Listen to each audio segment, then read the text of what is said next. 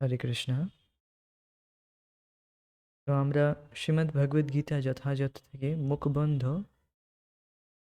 আলোচনা করছিলাম। আজকে তার চতুর্থ দিন। তো আমরা অজ্ঞান সম্বন্ধে আলোচনা করেছি প্রথম ক্লাসে। তারপর এখানে গত ক্লাসে আমরা আলোচনা করলাম যে ভগবদ গীতার মর্ম। আর আজকে আমরা দেখব ভগবদ গীতা আসলে কি, এর উদ্দেশ্য কি। আরও অনেক গভীর ডিপ কথাবার্তা আমরা শুনবো শিল প্রভুপাদের দ্বারা। খুব সুন্দর তাৎপর্য তিনি দিয়েছেন। So will start reading. Bhagavad Gita আসলে কি? ভগবদ্গীতার উদ্দেশ্য হচ্ছে অজ্ঞানতার অন্ধকারে আচ্ছন্ন এই জড় জগতের বন্ধন থেকে মানুষকে উদ্ধার করা। তো আমরা প্রথম ক্লাসে, অর্থাৎ প্রথম এই ইন্ট্রোডাকশানের ফার্স্ট ডেতে আমরা আলোচনা করেছিলাম যে অজ্ঞান কি। অজ্ঞান হচ্ছে যার দ্বারা জীব নিজেকে নিজেকে সে যেটা বলে মনে করছে, যে শক্তির দ্বারা সে মনে করছে যে আমি এই জড় শরীর, জড় দেহ, একদম বিপরীত তার যে বৈশিষ্ট্য। আমরা চেতন, তার বিপরীত অচেতন এই জড় জগৎ। তো আমরা বাধ্য হচ্ছি মানতে যে আমরা এই জড় শরীর। আপনি দেখুন, এটা আহ, এই নয় যে এখনই আমি যে বলছি, আমি বা আপনি যে সবাই এখন অজ্ঞানতা এই যে পড়েছি বা আলোচনাও করেছি, যে এই নয় যে আমরা অজ্ঞান থেকে মুক্ত হয়ে গেছি। কিন্তু আমরা এই বিষয়ে জানতে পারলাম যে হ্যাঁ, সত্যি আমি তো কতটা অজ্ঞানে রয়েছি, যে আমি চেতন তবু আমাকে একদম অচেতনের মতো কাজ করতে হয়। We are force to do it, আমরা বাধ্য হই। তো এই যে শক্তি, কেন আমরা বাধ্য হচ্ছি, আমাদেরকে মরতে হচ্ছে, বা সমস্ত কিছু যে জড় জড় মানে অচেতন বস্তুর বৈশিষ্ট্য, সেই বৈশিষ্ট্যগুলো আমাদের উপর আরোপিত করা হচ্ছে। তো এগুলো আমাদেরই কারণে, আমাদের নিজের দোষের জন্যই। কিন্তু এইটুকু তো বুঝতে হবে যে আমরা একটা আমরা চেতন, কিন্তু আমাদের অচেতনতার দ্বারা আচ্ছাদিত হয়ে রয়েছি। আমরা প্রথমে ক্লাসে আলোচনা করেছি যে রোগ হলে রোগের ডায়াগনোসিসটা করা প্রয়োজন, যে কতটা আমি রোগে ভুগছি সেটা জানা তো আমার প্রয়োজন। তবেই তো আমি খুবই খুবই উৎসাহের সাথে আমি ঔষধ গ্রহণ করব। তো অজ্ঞানের বিষয়ে আমরা আলোচনা করেছি। এই অজ্ঞানের অন্ধকার থেকে, অর্থাৎ জীব মনে করছে যে আমি এই জগতের কেন্দ্র, আমি এই জগতের ভোক্তা, তখন তাকে প্রকৃত জ্ঞান দেওয়া হয়। শিল গুরুদেব তাকে প্রকৃত জ্ঞান দেন, শিল প্রভুপাদ গুরুবর্গরা এই প্রকৃত জ্ঞান দেন তাকে, যে তোমার সম্বন্ধ কি, জীবের সম্বন্ধ কি, কৃষ্ণের সাথে, ভগবানের সাথে কি সম্বন্ধ, সেই সম্বন্ধ জ্ঞান দেওয়া হয়। এই ভগবদ গীতায় সেই সম্বন্ধ জ্ঞানের বিষয়ে লেখা রয়েছে, বলা রয়েছে। তো এই সম্বন্ধ জ্ঞানের দ্বারা তাকে তার আইডেন্টিটি তাকে বলা হয়, আর সে ধীরে ধীরে বুঝতে পারে। সেই প্রকারে সে অনুশীলন করার দ্বারা সে নিজে নিজে সেলফ রিয়েলাইজড হয় যে হ্যাঁ, সত্যি আমি কৃষ্ণের সেবক, নিত্য দাস। তো তাকে জ্ঞানের আলোয় আলোকিত করা হয়, তার অজ্ঞান অন্ধকার থেকে তাকে বের করা হয়। তো এই ভগবদ্গীতার উদ্দেশ্য হচ্ছে এটাই, আমাদের এই অজ্ঞানের অন্ধকার থেকে তাকে, সেই জীবকে বা আমাদেরকে উদ্ধার করা। এটি হচ্ছে ভগবদ্গীতার উদ্দেশ্য। তো প্রতিটি মানুষই নানাভাবে দুঃখ কষ্ট পাচ্ছে। যেমন কুরুক্ষেত্রের যুদ্ধের সময় অর্জুনও এক মহান সমস্যার সম্মুখীন হয়েছিলেন। অর্জুন ভগবানের কাছে আত্মসমর্পণ করলেন। তো দেখুন, অর্জুন অর্জুন অর্জুনের যুদ্ধ করতে কোনো অসুবিধা নেই। অর্জুনের অসুবিধে ছিল তার রিলেটিভস, তার আত্মীয়দের সাথে যুদ্ধ করতে। যে না, আমি আমার আত্মীয়দেরকে মারবো না, এই জন্য আমি তাদের উপর তীর চালাবো না, তাদের সাথে আমি যুদ্ধ করব না, যেহেতু তারা আমার আত্মীয়। তো দেখুন, এখানে একটি অজ্ঞানতা রয়েছে যার দ্বারা অর্জুনকে সাময়িকভাবে আচ্ছাদিত করা হয়েছিল। তো এই অজ্ঞানতা বিষয়টি দেখুন এখানে কী রকম রয়েছে। তো আমরা এইভাবেই যাদেরকে মনে করছি যে, যাদেরকে অ্যাবসলিউটলি মনে করছি যে আমাদের রিলেটিভস, আত্মীয়, আর যিনি অ্যাবসলিউটলি প্রকৃতভাবে আমাদের আত্মীয়, আমাদের রিলেটিভ, অর্থাৎ ভগবান শ্রীকৃষ্ণ, তার সাথে আমাদের কোনো সম্বন্ধ নেই। তার সাথে আমাদের তার সাথে আমাদের কিছু যায় আসে না। কিছু হলো কি হলো কিছু যায় আসে না আমাদের। তো বুঝতে পারছেন যে যে যে রিলেটিভস, তো রিলেটিভস, তো বুঝতেই পারছেন যে অর্জুন তার রিলেটিভসদের সাথে যুদ্ধ করতে চেয়েছিল না, কোট অ্যান্ড কোট তার। কিন্তু তাহলে বুঝতে পারছেন যে প্রকৃত রিলেটিভ কে? প্রকৃত রিলেটিভ হচ্ছে ভগবান শ্রীকৃষ্ণ। আর আমরা রিলেটিভ কাদের মানছি? যারা এই শরীরের সম্বন্ধ থেকে দেখছি। যতদিন শরীর রয়েছে ততদিন এই সমস্ত রিলেটিভস রয়েছে। আবার একটি শরীরে গেলে আবার অন্যান্য রিলেটিভ তৈরি হয়ে যাচ্ছে। তো এগুলো কি আসলে অ্যাবসলিউটলি এরা কি প্রকৃত রিলেটিভ? না, একটু সাময়িকভাবে, সাময়িক রেফারেন্স প্রেমে। কিন্তু অ্যাবসলিউটলি যিনি আমাদের রিলেটিভ, আত্মীয়, অর্থাৎ ভগবান শ্রীকৃষ্ণ, তার সাথে we have nothing to do him, তার সাথে আমাদের কোনো আর সম্বন্ধ নেই, এইরকম বিষয়টি। তো একটি উদাহরণ দিলে আরও বুঝতে পারবো যে ঠিক যেমন যখন স্বপ্ন দেখি আমরা অনেক মানুষের দ্বারা ঘিরে থাকি, আর স্বপ্নে যে সমস্ত মানুষদেরকে দেখি তাদেরকেই মনে করি আমাদের রিলেটিভস, আত্মীয়। আর জাগৃত অবস্থায় যারা আমাদের রিলেটিভস, সেই মুহূর্তে, সেই স্বপ্নাবস্থায় আমরা তাদেরকে একদম ভুলে যাই।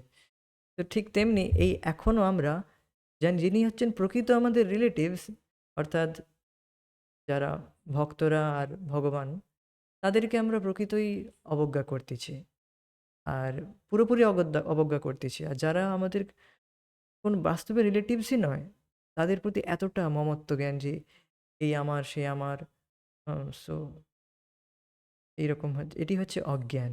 তো এই অজ্ঞানের থেকে উদ্ধার করেন শ্রীল গুরুদেব ভগবদ্গীতার নলেজ দিয়ে।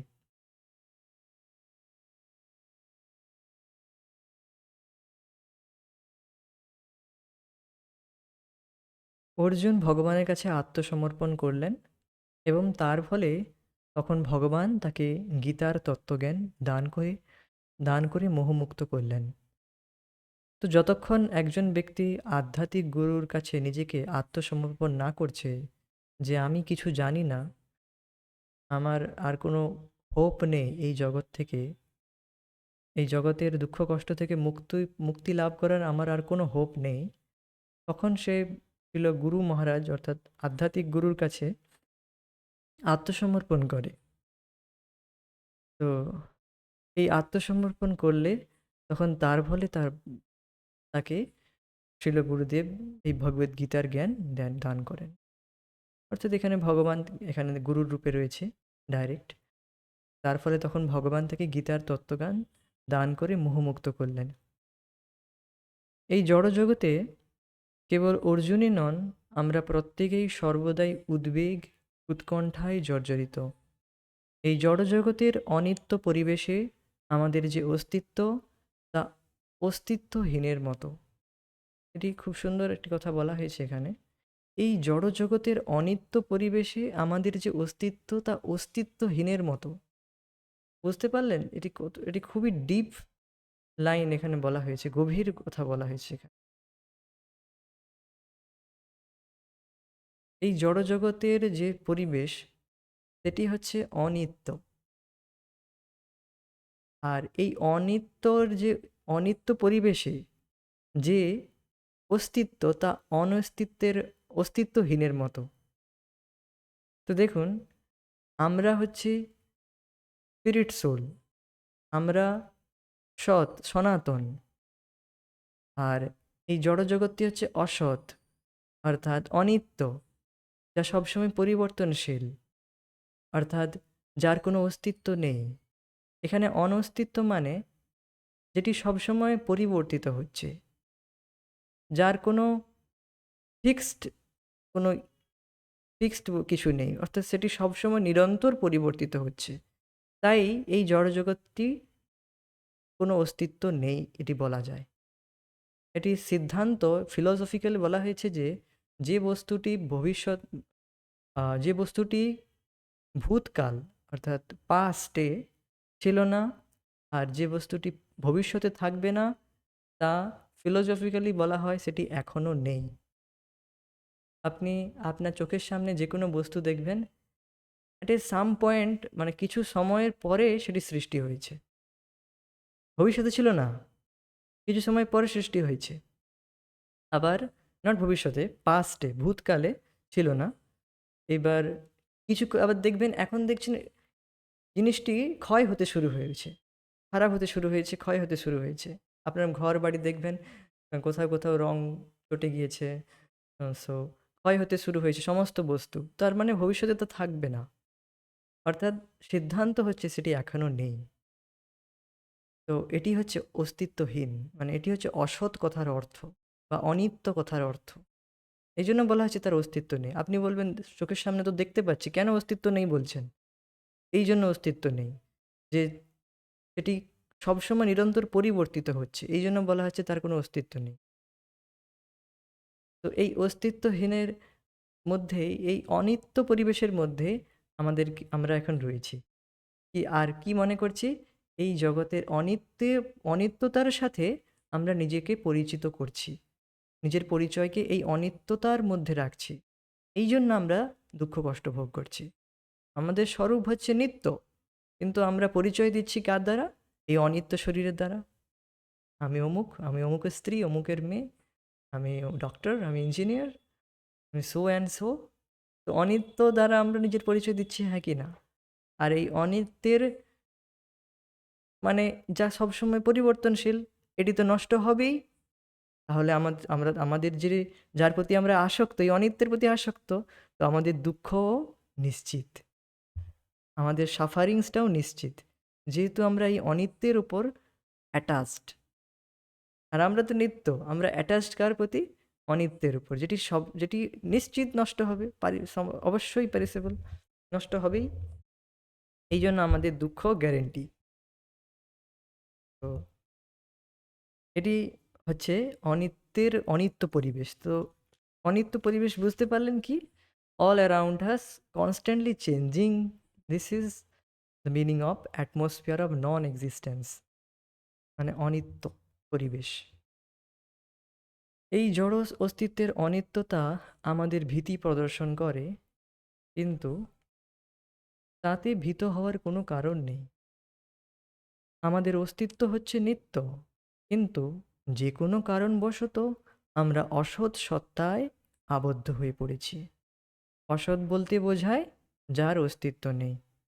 তো বুঝতে পেরেছেন অসৎ বলতে কি বোঝালো? আমি ব্যাখ্যা করলাম একটু আগে, যে কিভাবে অসৎ বুঝতে পারলেন, যেটি অলওয়েজ পরিবর্তনশীল, যার ভূতকালে অস্তিত্ব ছিল না, ভবিষ্যতে অস্তিত্ব থাকবে না, তো বর্তমানেও তা বোঝা যায় সেটির কোনো অস্তিত্ব নেই। যদিও সেই বস্তুর আপনার সেই বস্তুকে দেখতে পাচ্ছেন, আপনি বস্তুর গঠন দেখতে পাচ্ছেন, বস্তু কী দ্বারা তৈরি সেটি দেখতে পাচ্ছেন, কিন্তু সেটি তার কোনো অস্তিত্ব নেই। এই জন্য তো এই অনিত্য অস্তিত্বের ফলে তো এই অনিত্য অস্তিত্বের ফলে মানুষ প্রতিনিয়ত দুঃখ কষ্ট ভোগ করছে, কিন্তু সে এতই মোহাচ্ছন্ন যে তার দুঃখ কষ্ট সম্পর্কে সে মোটেই অবগত নয়। এই বিষয়ে যাওয়ার আগে আর একটি সুন্দর উদাহরণ আমি দিতে চাই, এটি আলোচনা করা হয়েছিল। তো যখন আমরা ট্রেনে যাই, ট্রেনে সিট বুক করি, অনেক দূরে যখন যাত্রা করার জন্য ট্রেনে আমরা সিট বুক করে যাই, রিজার্ভেশন বলা হয়। তো সেটি তখন আমরা বুক করি। তো সেটি ফার্স্ট ক্লাস এসি হোক বা সেকেন্ড ক্লাস বা থার্ড ক্লাস এসি হোক, আমরা যতটা আগ্রহের সাথে না সেই সিটটাকে অ্যাকোয়ার করি, সিটটায় দখল করি, ততটাই আগ্রহের সাথে যখন আমরা আমাদের ডেস্টিনেশন, আমাদের গন্তব্য চলে আসে, এই মায়াপুর চলে এলাম বা পুরী চলে এলাম, ততটা আগ্রহের সাথে আমরা সেই সিটটাকে BERTH বার্থকে আমরা ত্যাগ করে দিই। তো বুঝতে পারছেন যতটা আগ্রহের সাথে আমরা সেই BERTH বার্থকে আমরা আঁকড়ে ধরি, ততটাই আগ্রহের সাথে BERTH বার্থকে আমরা ত্যাগ করি। তো এখন এটিকে রিপ্লেস করুন BIRTH বার্থ মানে জন্ম। তো আমরা যতটা আগ্রহের সাথে এই দেহ লাভ করেছি, তো যখন ব্যক্তি এই অনিত্যতার বিষয়ে জ্ঞান লাভ করবে, সেই ব্যক্তি সেই ততটা আগ্রহের সাথেই সে এই দেহকে ত্যাগ করতেও রেডি থাকে। সাধন করো ভজন করো মরতে জানলে হয়, এ বলা হয়েছে যে এই সাধন ভজন করা হচ্ছে যে কিভাবে, হাউ টু কঙ্কার ডেথ, কিভাবে আমরা মৃত্যুকে জয় করব। এটি হচ্ছে আহ, শিক্ষা, যে শিক্ষা আপনাকে আপনার হোল লাইফ আপনি পড়াশোনা করুন, কিন্তু সেখানে হাউ টু কঙ্কার ডেথ কেউ শেখাবে না। হ্যাঁ, আমি নাসাতে চান্স পেয়ে গিয়েছি, আচ্ছা। আমি আইআইটিতে চান্স পেয়ে গেছি, আচ্ছা ঠিক আছে। তো আর ইউ কঙ্কার ডেথ, আপনি কি যে মৃত্যুকে জয় করে নিয়েছেন? তো উত্তর হবে না। আপনি সে এইমসের ডাক্তার হয়ে যাক না কেন, আর যত বড় ডাক্তার হয়ে যাক না কেন, no one able to conquer death. কেউই মৃত্যুকে জয় করতে পারে না, পারেনি। আর অর্থাৎ এটি ঠিক তেমন আর এরা পুরো জীবন এরা এই আমাদের সেই শিক্ষা দেওয়া হয়েছিল, অর্থাৎ যে এই জড় শিক্ষার কথা বলছি, যেখানে মৃত্যু কিভাবে মৃত্যুর সাথে কিভাবে লড়াই করা যায়, অর্থাৎ মৃত্যুর সময় সময় আমরা কি চেতনায় থাকবো, সে বিষয়ে কোনো শিক্ষা দেওয়া হয় না। এটি ঠিক তেমন যেমন আমরা ফিজিক্স ফিজিক্স ফিজিক্সের পরীক্ষায় কেমিস্ট্রি পড়ে চলে গিয়েছি। এরকম হয়েছে কোনো দিন? কোনো সাবজেক্টে পরীক্ষা রয়েছে কিন্তু ভুল করে অন্য সাবজেক্ট পড়ে চলে গিয়েছি। এরকম হয়েছে কখনো? হয়নি? বাহ! You are fortunate. আমার আমার মনে হয়েছে আমি যখন ছোট ছিলাম, অর্থাৎ আই ওয়াজ নট ছোট মানে এই শরীরটি। তো তখন এরকম একবার হয়েছিল। তে তো তখন আমরা কোনোরকমভাবে তা করে যাই, মানে হয়ে যায়, চালিয়ে দিই। কিন্তু এই যে হাউ টু কনক্যুর ডেথ, কিভাবে আমরা মৃত্যুকে জয় করব, এই বিষয়ে তো কোনো জ্ঞান দেওয়া হয় না। তখন সে কি পরীক্ষার খাতায় কি লিখবে? মৃত্যুর পরীক্ষার খাতায় কি লিখবে? শূন্য পাবে, 0। অর্থাৎ আবার একটি তাকে আ অন্য কোনো পশু শরীর বা যেকোনো শরীর সে লাভ করবে। সে যখন এই শরীরের সম্বন্ধে কোনো কিভাবে সে তার গতি কেমন হবে এই বিষয়ে কোনো জ্ঞান যদি না থাকে, তাহলে সে অন্য কোনো পশু যোনিতে যাবে, নিম্ন যোনি লাভ করবে মানুষ্য শরীর লাভ করার পরেও। তো এটি হচ্ছে বিষয়। হুম, মানুষ এতটাই মোহাচ্ছন্ন, তারা প্রতিনিয়ত দুঃখ কষ্ট ভোগ করছে তাদের এই পেরিসেবল এই যে জড় শরীরের অনিত্যের প্রতি তারা আসক্ত হওয়ার জন্য। তো মেন প্রবলেমটা কি বুঝতে পেরেছেন? যে আমরা নিত্য হওয়ায়, আমরা নিত্য না, আমরা অপরিবর্তনশীল হয়েও আমরা পরিবর্তনশীল বস্তুর উপর আসক্ত। আমরা অপরিবর্তনশীল, কিন্তু আমরা আসক্ত পরিবর্তনশীল বস্তুর উপর। এই জন্য আমরা দুঃখ কষ্ট পাই। হ্যাঁ, so we are suffering because being unchangeable, we are identify something which is constantly changing. So this is our helplessness. তো আমরা দুঃখ কষ্ট পাচ্ছি কারণ আমরা অপরিবর্তনশীল হওয়ায় আমরা নিজের পরিচয় দিচ্ছি, যেটি কনস্ট্যান্টলি পরিবর্তিত হচ্ছে, নিরন্তর পরিবর্তিত হচ্ছে, অর্থাৎ এই শরীরের দ্বারা। এই জন্য আমরা দুঃখ কষ্ট পাচ্ছি। This is our helplessness. কিন্তু একজন ভক্ত, একজন ডিভোটি, সে কখনো অ্যাংসিয়াস হয় না, বিব্রত হয় না, কারণ তার কাছে সে এই জ্ঞান লাভ করেছে। কিন্তু সাধারণ মানুষ, তাদের কাছে এই জ্ঞান নেই, এই জন্য তারা দুঃখ কষ্ট পাচ্ছে। তারা তারা নিজেদের আহ, যে দুঃখ কষ্টকে নষ্ট করতে সক্ষম নয়, দে আর হেল্পলেস। তো আরও খুব সুন্দর বিষয়, যে অনেকে মনে করে যে আমি খুব টাকা ইনকাম করে নিলে বোধহয় আমার এই দুঃখ দুর্দশা, দুঃখ কষ্টকে আমি জয় করে নেব। তো অর্জুন বলছিল যে আপি ত্রৈলোক্য রাজস্ব হেতু কিম্নু মহিকৃতে। হ্যাঁ, আমাকে যদি এখন, মানে অর্জুন যখন এইরকম মোহগ্রস্ত হয়ে যায়, দুঃখ কষ্ট তিনি যখন পেলেন, তিনি বললেন যে আমাকে যদি তিন তিন লোকের, অর্থাৎ স্বর্গ মর্ত্য পাতাল, অপি ত্রিলোক্য ত্রিলোক ত্রিলোকের যদি আমাকে রাজ্য দিয়ে দেওয়া হয় তাও আমি সন্তুষ্ট হব না। তো এখন সাধারণ মানুষ, এখন আজকালের মানুষের তো কত বলারই কি রয়েছে।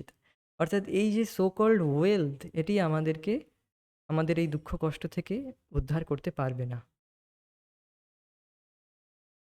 তো আমরা চেষ্টা করছি যে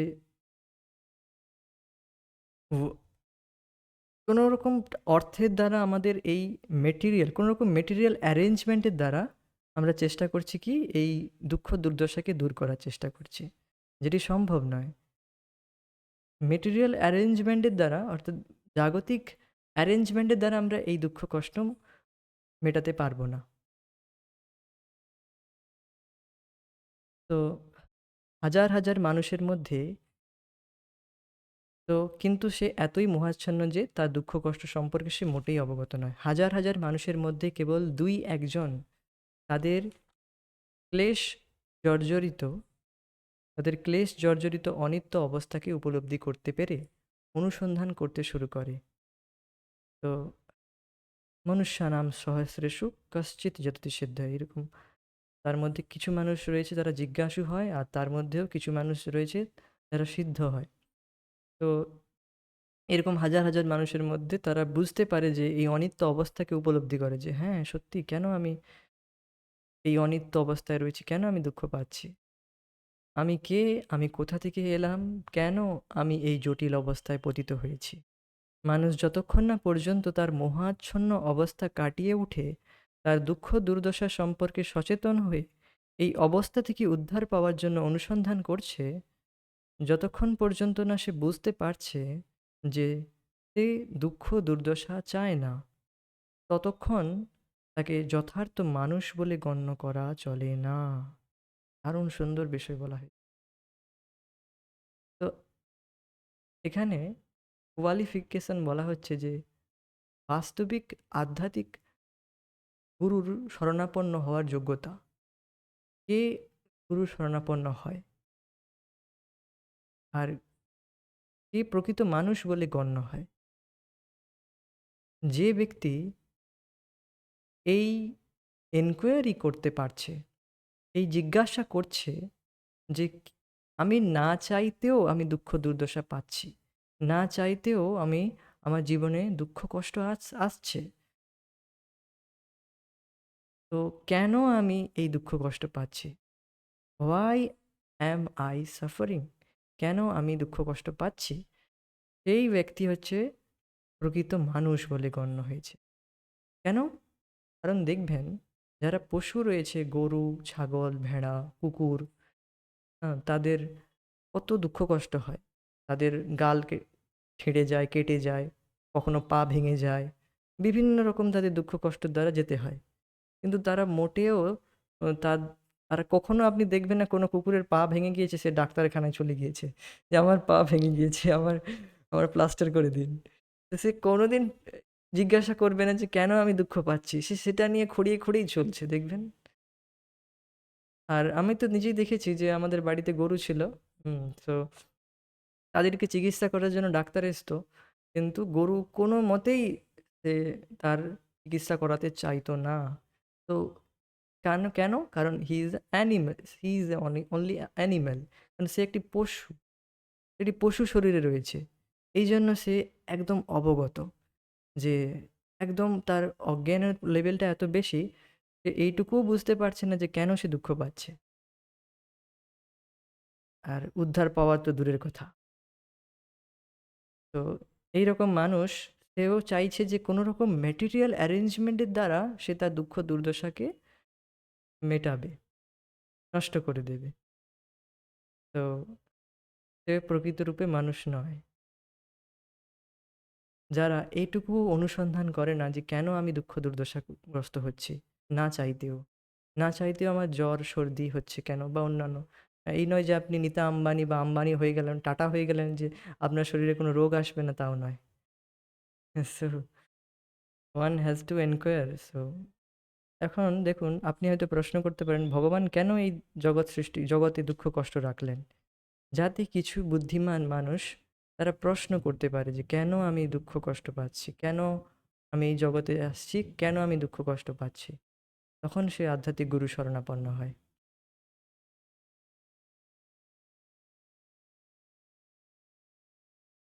তো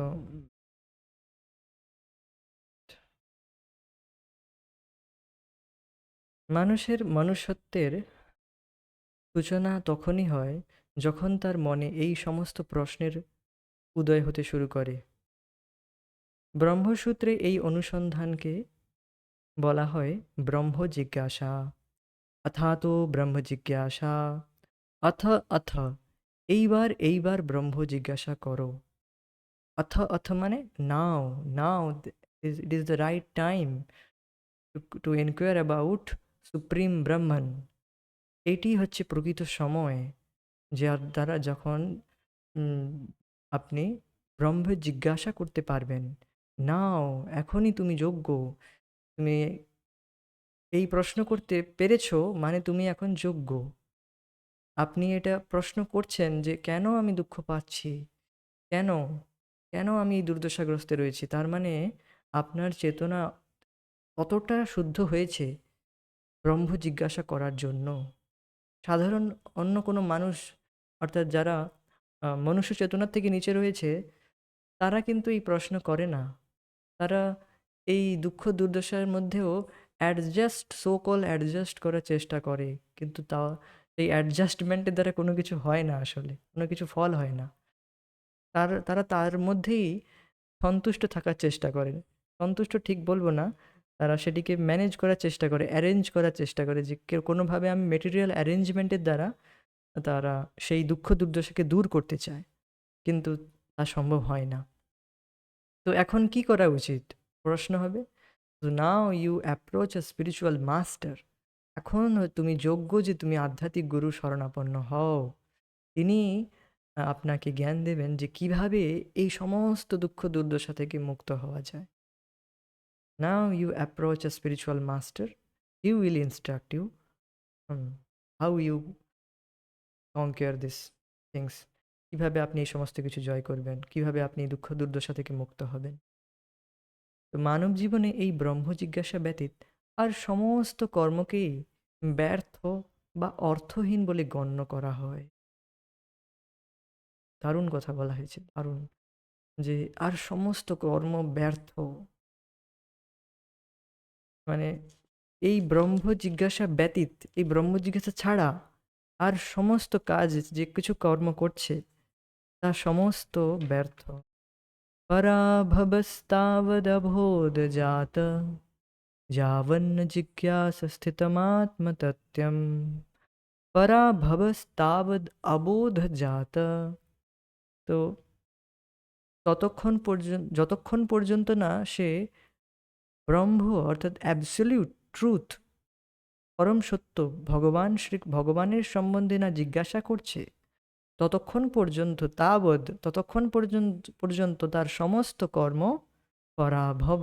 পরাভব মানে ডিফিট, সমস্ত কিছু তার ডিফিট মানে পরাজিত হলো সে, সমস্ত কর্ম তার বিফল, অর্থহীন। আমি এইমসের পরীক্ষায় সেকেন্ড সেকেন্ড হয়ে গিয়েছি, আমি অমুক হয়ে গিয়েছি, তমুক হয়ে গিয়েছি। তো এই সমস্ত কিছু পরাভব। Don't beat around the bush, come to the point. তো এটি ইংরেজিতে প্রবাদ রয়েছে, সঠিক পয়েন্টে আসো। আজ অত্যধিক কথা বলে লাভ নেই, পয়েন্টে এসো। আপনি কি মৃত্যুকে জয় করতে পেরেছেন? না। তো এই যত কিছু যাই আড়ম্বর দেখাক না কেন মানুষ, তো এই সমস্ত কিছু তার পরাভব মানে ব্যর্থতা, অনলি ওয়েস্ট অফ টাইম, আর কিছু না। তো যদি ব্যক্তি ব্রহ্ম জিজ্ঞাসা, এটাকে একটু টুইক করার, চেঞ্জ করা, হালকা চেঞ্জ করার চেষ্টা করব, না হ্যাঁ সূচক বাক্যে করে, যদি একজন মানব ব্রহ্ম জিজ্ঞাসা করে তাহলে তার সমস্ত কর্ম কি হলো এখন সফল। যদি সেই ব্যক্তি ব্রহ্ম জিজ্ঞাসা করে তাহলে তার সমস্ত কর্ম সফল। আর যদি জীবনে এই ব্রহ্ম জিজ্ঞাসা ব্যতীত আর সমস্ত কর্ম করে চলেছে, তাহলে এই সমস্ত কিছু ব্যর্থ বলে গণ্য করা হয়। পরাভবস্তাবদবোধ জাত। তো তাই যারা ইতিমধ্যেই প্রশ্ন করতে শুরু করেছেন, আমি কে? আমি কোথায় থেকে এলাম? আমি কেন কষ্ট পাচ্ছি? মৃত্যুর পরে আমি কোথায় যাব? তারাই ভগবদ্গীতার প্রকৃত শিক্ষার্থী। তারাই ভগবদ্গীতার প্রকৃত শিক্ষার্থী হওয়ার যোগ্যতা অর্জন করেছেন। এই তত্ত্ব যিনি আন্তরিকভাবে অনুসন্ধান করেন, তিনিই ভগবানের প্রতি অকৃত্রিম ভক্তি অর্জন করেন। অর্জুন ছিলেন এমনই একজন অনুসন্ধানী শিক্ষার্থী। তো এখন যারা যারা ভগবদ্গীতার ক্লাসে রয়েছেন, তারা সকলেই এই গুণের দ্বারা গুণান্বিত। তারা সকলেই এই প্রশ্ন করছেন যে কেন আমি দুঃখ পাচ্ছি, কেন? আর মৃত্যুর পরে কি হবে আমার? কে আমি, কেন মরি, যারে তাপত্রয়। তো তারাই প্রকৃত রূপে ভগবদ্গীতার শিক্ষার্থী। এই নয় যে আমি হ্যাঁ, ভগবদ্গীতা পড়ছি বা আধ্যাত্মিক গুরুর কাছে এসেছি কোনো ফ্যাশনের জন্য বা বা অন্য কিছু ম্যাটেরিয়াল ডিজায়ার নিয়ে। হুম, হ্যাঁ, ঠিক আছে। তো তখন আমি প্রকৃত রূপে যোগ্য নয়। হ্যাঁ, আমি যোগ্য তখনই যখন আমি এই জগতের দুঃখ কষ্ট থেকে সম্পূর্ণভাবে আমরা এই জগৎ থেকে, জগতের ভোগ বিষয় থেকে ডিটাচ হয়েছি, নট ডিটাচড, দুঃখ থেকে এবার দুঃখ কষ্ট পাচ্ছি আর কোনো সলিউশন পাচ্ছি না।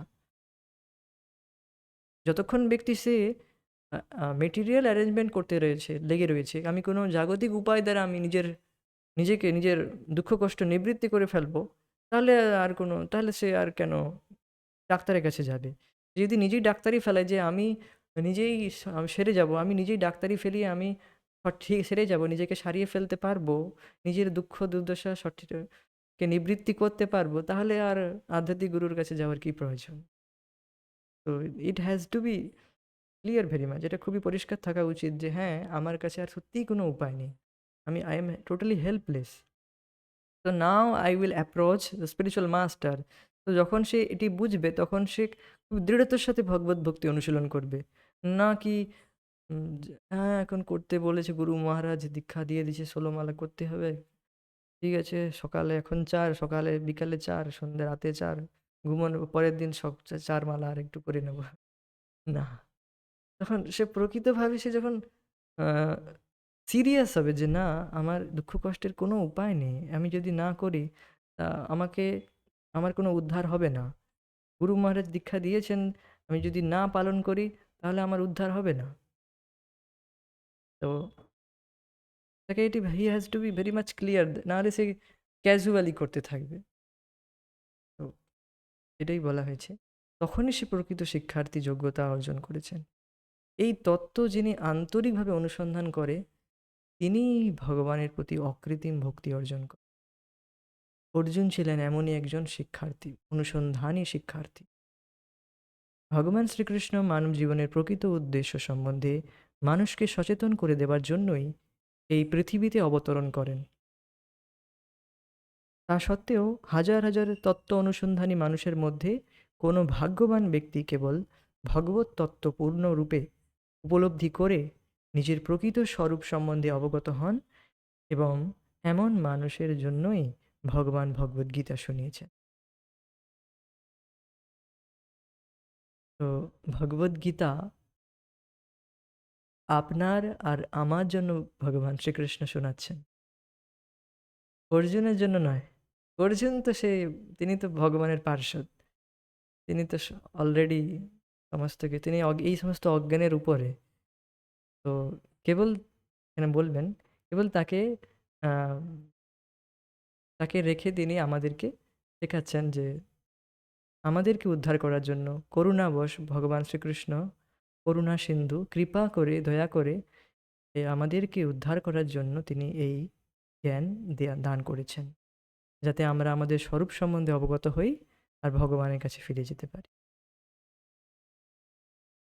এইবার বলা হচ্ছে অজ্ঞতারূপ হিংস্র জন্তুটি, অর্থাৎ এখানে ইংলিশে টাইগ্রিস রয়েছে, তিনি বাঘিনী আমাদের প্রতিনিয়ত গ্রাস করে চলেছে। গ্রাস মানে এখানে গিলে খাওয়ার কথা বলা হয়েছে, সোয়ালোড। অজ্ঞানের অজ্ঞানের বাঘিনীরূপী অজ্ঞান আমাদেরকে গিলে খেয়েছে। মানে গিলে খাওয়া মানে সোয়ালোড গিলে খেয়েছে, একদম গিলে নিয়েছে, আর বেরোনোর কোনো উপায় নেই।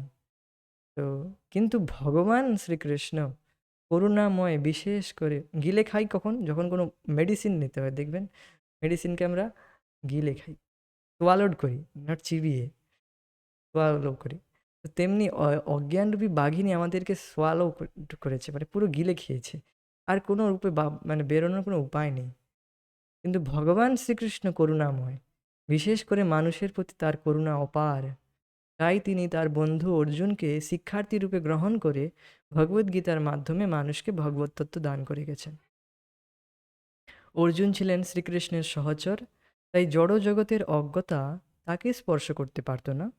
কিন্তু ভগবানের ইচ্ছা অনুসারে কুরুক্ষেত্রের যুদ্ধের সময় তিনি সাময়িকভাবে মোহাচ্ছন্ন হয়ে পড়েন, যাতে তিনি তার সেই সংকটময় অবস্থা থেকে উদ্ধার পাওয়ার জন্য শ্রীকৃষ্ণের শরণাপন্ন হয়ে তাকে প্রশ্ন করেন, এবং তার মাধ্যমে ভগবান আগামী দিনের মানুষের উদ্ধারের উপায়স্বরূপ ভগবত তত্ত্ব সমন্বিত ভগবদ্গীতা বর্ণনা করলেন। অপার করুণাময় ভগবান মানব জীবনকে সার্থক করে তুলবার জন্য মানুষকে তার স্বরূপ সম্বন্ধে অবগত করলেন, আর তাদের নির্দেশ দিলেন কিভাবে জীবন অতিবাহিত করা উচিত। তো বুঝতে পেরেছেন, এখানে সমস্ত কিছু ক্লিয়ার হয়েছে যে ভগবদ্গীতা অর্জুনের অর্জুনের অর্জুন কোনো রকমভাবে সে মোহাচ্ছন্ন ছিল না, কিছু সাময়িকভাবে তাকে মোহাচ্ছন্ন করা হয়েছিল, যাতে আমরা এই অজ্ঞানের রূপী যে বাঘিনীর দ্বারা গ্রাসিত হয়েছি, গিলে খাওয়া হয়েছে আমাদেরকে, সো আমাদেরকে উদ্ধার করতে পারেন, যাতে উদ্ধার পাই, এই জন্য।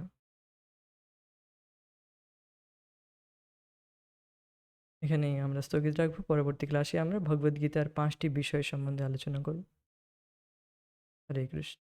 জয় শ্রীল প্রভুপাদ, নিতাই গৌর প্রেমানন্দে Hari. Thank you so much, thank you for joining us, will meet tomorrow. Krishna willing, Hare Krishna.